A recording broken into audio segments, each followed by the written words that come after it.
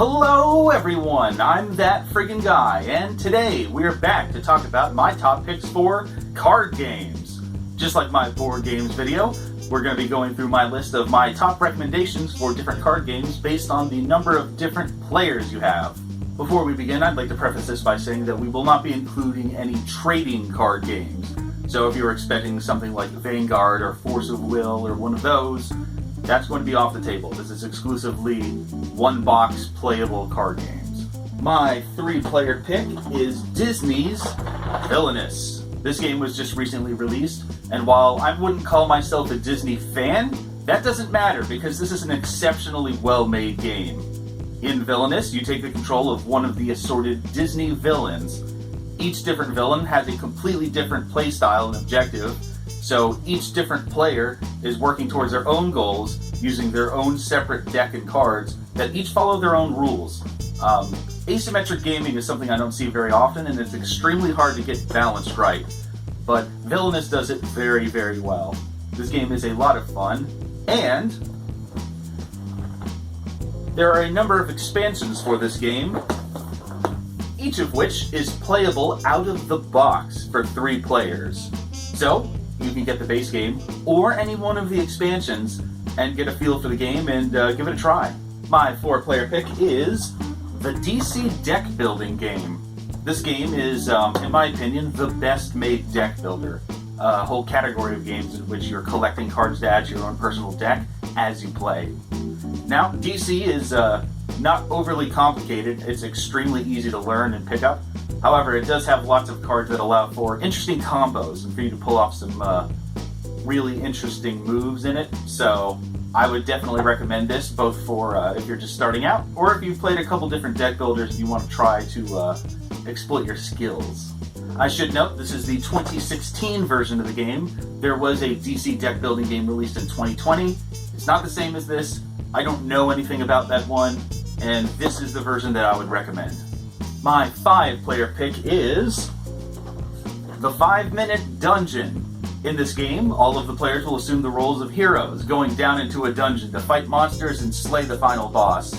This game is effectively just a matching game, where you'll be playing cards from your hand to match the symbols on whatever obstacle you're coming up against.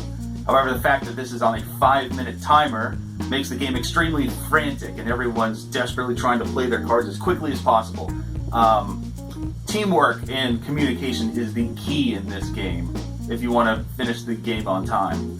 This one is a lot of fun, and I would definitely recommend it. My 6-player pick is Coup. This small party game actually packs a lot of punch.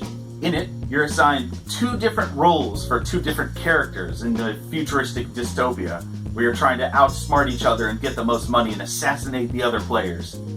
However, the thing that makes this game the most interesting is that you're allowed to totally lie about what characters you have and what powers you have access to. And, unless one of the other players is willing to put themselves on the line, they can't call you out on it. So effectively, this is just a giant 6-way game of chicken where you're trying to call BS on who has what powers and who is lying to each other. It's a lot of fun, and I would suggest that you check it out. My 7-player pick is 7 Wonders. In this game, you'll be trying to build the best ancient city by building different monuments and temples and statues and public buildings to try and outclass your opponents. This game uses a basic drafting system where you'll be passing your hand around collectively and trying to get the best cards that you can for your own city, while also trying to prevent your opponents from getting the cards that they need. This is a game that very heavily relies on combos, where a single card may not give you a lot of points, but getting matching sets will give you 20, 30 or more points. It's a very exciting game, lots of fun, and it plays well with a large number of players without it being slow or cumbersome, since most players do all of their actions all at the same time.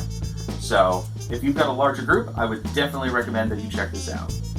And my 8-player pick is Citadels. Just like in 7 Wonders, the objective of this game is to build the best city. However, the gameplay in this one is completely different.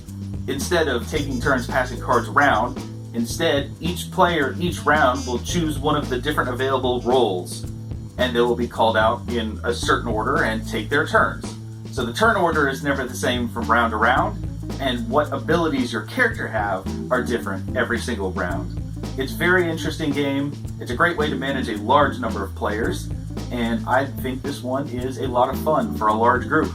Well, that's all for today. Stay tuned, as I'll probably have more videos on my top picks for even more board and card games coming soon. And if you think there are any games that I should check out, go ahead and leave a comment down below. I'll have a look and see what you guys think. Well, that's all for today. I'll see you guys next time. Bye.